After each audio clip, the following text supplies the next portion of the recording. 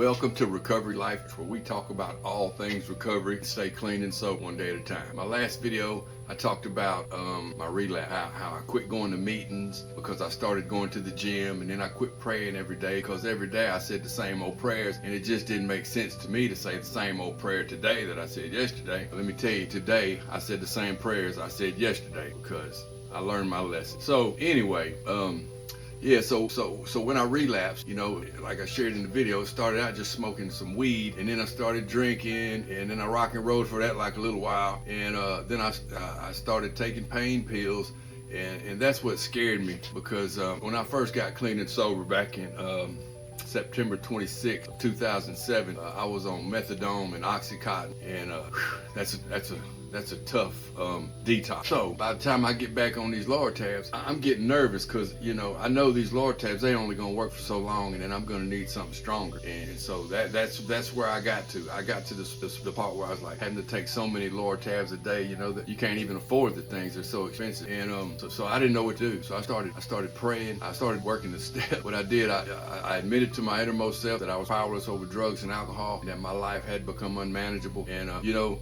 when I had that 4.5 years sober, my life was wonderful. I come in the program miserable, beat up, defeated, a loser. And in those 4.5 years, I had built a successful business. I was doing well. I had begun to buy rental properties, and had some children. Life was wonderful, man. And then I relapsed. And so I was really afraid, you know, and I really didn't, you know, because I remembered how life was before I got clean and sober, and I didn't want to go back to that, and so I was afraid. So like I said, I would get up in the mornings. I didn't know anything to do, but I thought, man, it's got to be something to do with those steps. So I admitted I was powerless. I believed in a power greater than myself, and then so I would surrender my will and my life over to the care of God as I understood Him every morning. So every morning I would get up and I would surrender my will to God's will. Even though I was getting high, I would still get up and surrender my will to God's will. And you know, I didn't know what was going to happen. I didn't know how I was going to get sober because I couldn't quit. And so one day I'm in the office working, and I get a phone call from an old boy, and he wants to go to lunch.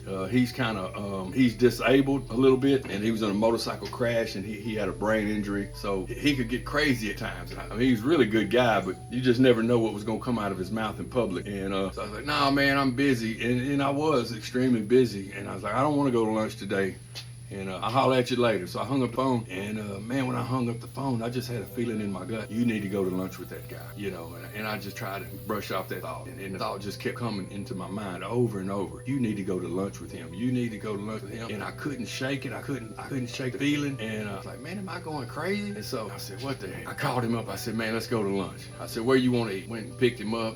We ended up eating Church's fried chicken. You know, you can't miss with that fried chicken. So anyway, we end up at Church's fried chicken. We have our little old lunch, and after we get done eating, he says, man, will you take me up here to pay my phone bill? Thinking, man, I'm busy. I got stuff to do. He went all over town. And so I take him to pay his phone bill. And while I'm outside waiting on him, while he's in there paying his phone bill, I'm outside in the truck waiting on him. In the meantime, this guy pulls up that I knew from the 12-step program, and I get out of my truck, and I start talking to him, a guy named Ken. And we're talking. He's asking me how things are going. I'm lying. Oh, everything's wonderful. Everything's great. Life's perfect. The wife's happy. We're getting along good, and on and on.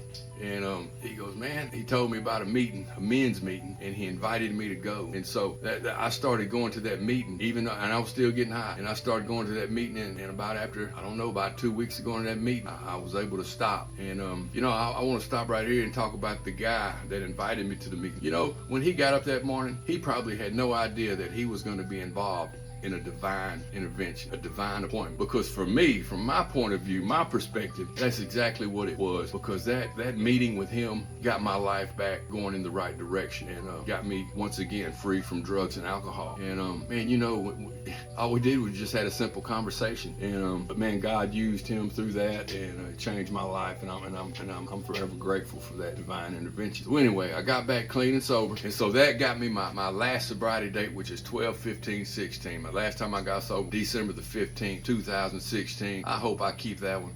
I don't want to relapse again. So today, what I'm gonna do is I'm gonna make sure I go to meetings. Now I don't go to a meeting every day, but I make sure I go weekly, and I say the same old prayers that I've been saying, because that's where I made the mistake last time. I quit going to as many meetings, and I quit saying my prayers in the morning. And you know, so if you're in a place where you've relapsed, you've had some sobriety time, or maybe you've never had any sobriety time, you know, I suggest a 12-step program. Work those steps. You know, get to step 3 where you surrender your will to God's will, because when you do that, you're giving God free reign over your life. You're saying, hey God, you move things around like you want to. You know, do with my life what you want to, and it's gonna work out. Hey, God ain't mad at you. He's not upset with you. At your dirtiest, rottenest, stinkingest, sorriest, no goodest you've ever been, He's standing there with His arms wide open, wanting you to come on back. So, you know, if you do got a drug problem, alcohol problem, you know, I suggest getting in with a fellowship, joining some sort of 12-step program, go to church, you know, whatever works for you. But you don't have to do it alone. There are plenty of people that are willing to help you. And you know, I just remember,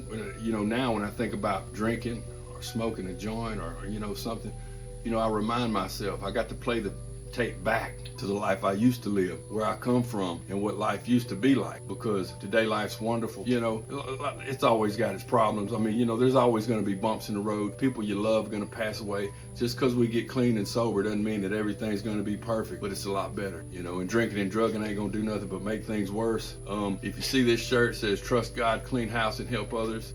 Helping others. I own some halfway houses where I live, and you can look us up on Facebook, Helping Others, Halfway Houses. I post content on there, and also I have a Recovery Life Facebook page, and you know, I just try to post, you know, good information for people with drug addicts, for people who are drug addicts and alcoholics, and you know, wanting to stay sober. You know, so once again, I just like to say, if you are one of those people who are still struggling with drugs and alcohol, or you've relapsed, man, cry out to God. Just cry out to God. Give that a shot. And you may be an atheist or whatever. Well, just run. If you're an atheist, just run an experiment. Just call out to God and see what happens. You know what I mean? And please like, subscribe, share, follow, you know, all that good stuff. If you would, please, I would appreciate it so much. Thank you for watching. I'm Jimmy Rogers with Recovery Life.